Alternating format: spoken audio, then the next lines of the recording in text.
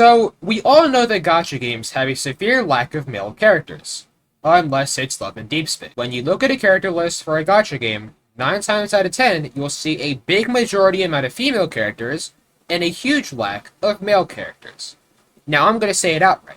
More male characters would be nice. To me, catering to everybody allows the game to grow their audience, but there are conditions that need to be met, and I will do the pleasure of explaining those conditions. So let's get into it.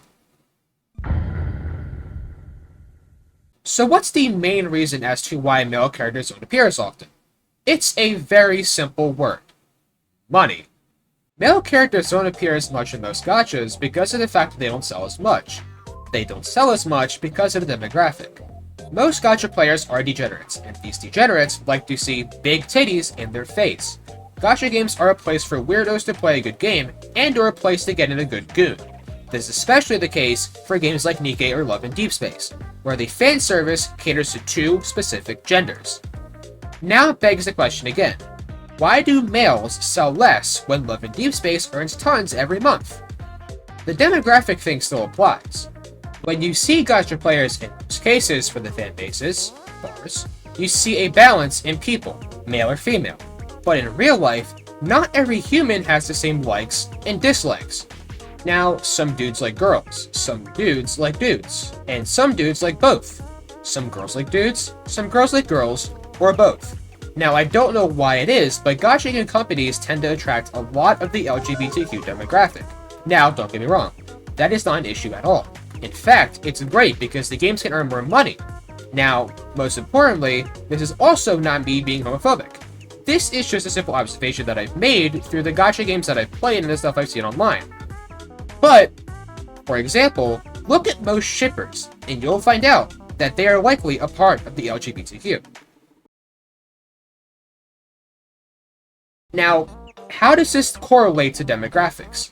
If you like more than one gender or the same gender, that's really good because it determines the fate of the stats. Because for females, you got males who want them, and slightly some girls who want them. Same thing for the male characters as well, but to a lesser degree since less people are looking for male characters. But there is one special thing that really determines the frequency of male characters: the success of their banners. Putting all previous variables into account, the banner still needs to succeed in order to remain frequent. You could take all things like demographics into account, but the banner success also depends on what the game decides to do. People come to gacha games for hot characters, so if you don't make the character hot, you likely lost all chance of success for the month. But there is also another variable, arguably even the variable that seals the deal: purpose behind polling. There has to be a reason to poll the character. Them being hot is one reason, but if you're just going to be wasting your polls on something with no purpose for you, then why would you even bother polling? Keep in mind, this is also because of the fact that we're in a game where every poll counts.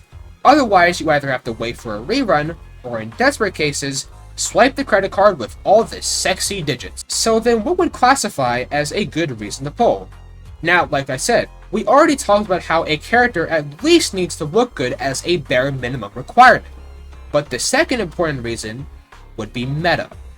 Look at Final in HSR, Tartaglia in Genshin, or Neuvillette in Genshin. All of these are top tier characters of their time, and the reason for pulling them would be because you would not lose if you obtained them. You'd have the best DPS, or one of the best DPS at the time, on your account. But in cases like Final or Tartaglia, they're fan favorites, so not only would the opposite gender be tempted to pull, the males would also be tempted to pull as well, because a lot of the males are also meta grinders. And speaking of meta grinders, there's also a major reason for making a character meta. FOMO. F-O-M-O. FOMO, or fear of missing out, refers to manipulating the player's urge to not miss out on an event or something of the sort. Think of things like Black Friday. It only happens once a year, so you would have to wait an entire year for the sales to come back. But if you spend now, that's less you have to worry about for the rest of the year. That 70-inch plasma screen TV won't be on sale forever. Anyways, back on track.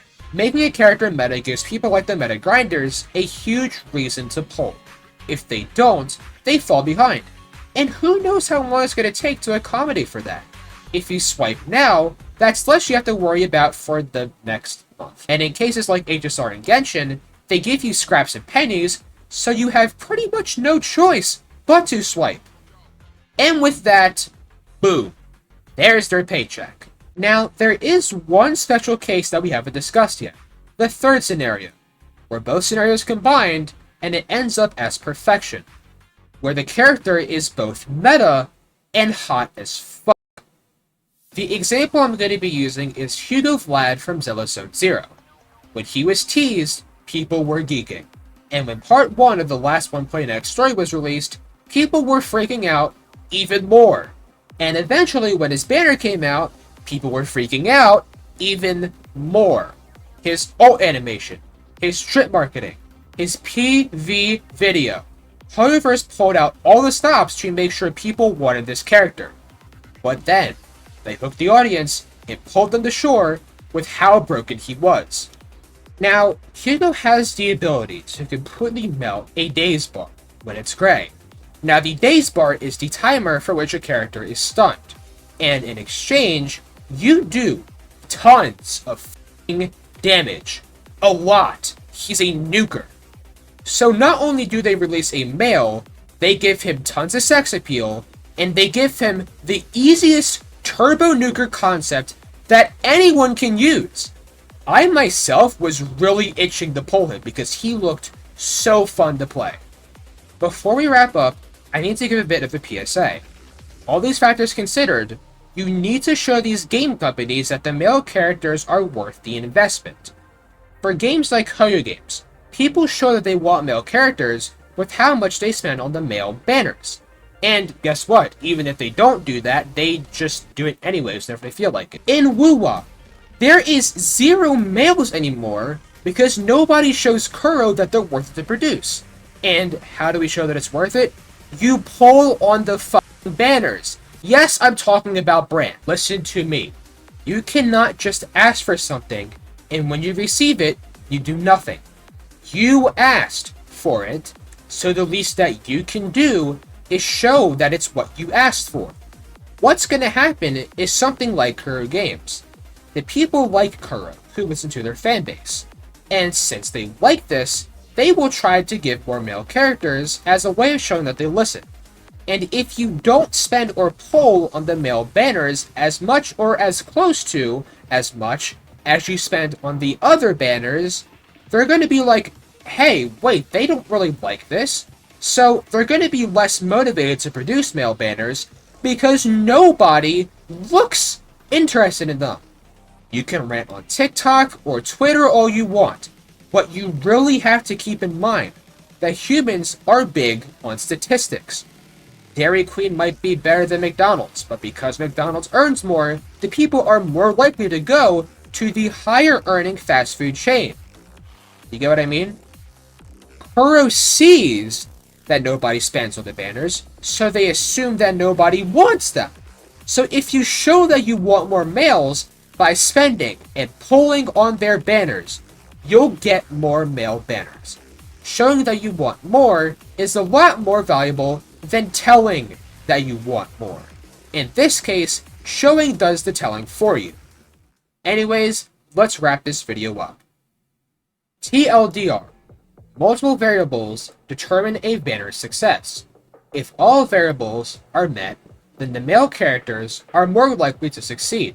But even if the variables are met, you still need to show what the game company did was worth it. Otherwise, they'll think that you don't want male banners. I hope this video helped with understanding how you can possibly make more male banners a possibility. Once again, since I made that LGBTQ related part, I'm not homophobic. I was just making an example based off observations. With that being said, that's about it for today's video. If you enjoyed, please be sure to like the video and subscribe for more Gacha Gaming content. We're on the road to reaching 500 subscribers, so subscribe to make that vision possible. Comment down below any feedback on what you want to see next, and be sure to also check out my community tab for polls and updates of upcoming videos, and also my Discord for notifications on when I post or go live. Don't forget to also check out my Twitter. I shitpost. engaged to my favorite creators and yelled dumbasses, so check that out as well. And with that, I'm signing off for now. Bye bye.